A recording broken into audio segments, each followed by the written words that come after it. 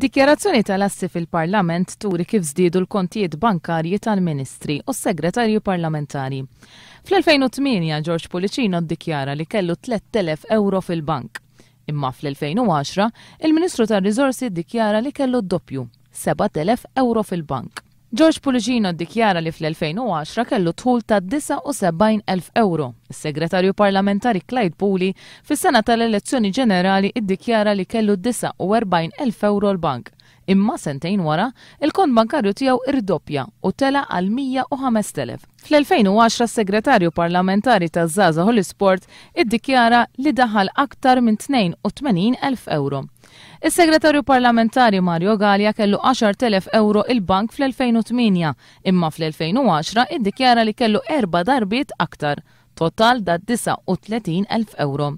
Fl-2010 Mario Gallia li għandu proprjetà f'ħal Kirkop u oħra fix-Xara daħal 85,000 euro mill-Gvern u aktar minn 1,000 euro mill-Università ta' Malta.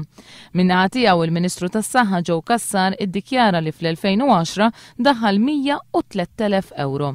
F'din iċ-ċifra hemm inkluża il-paga tal-mara tiegħu.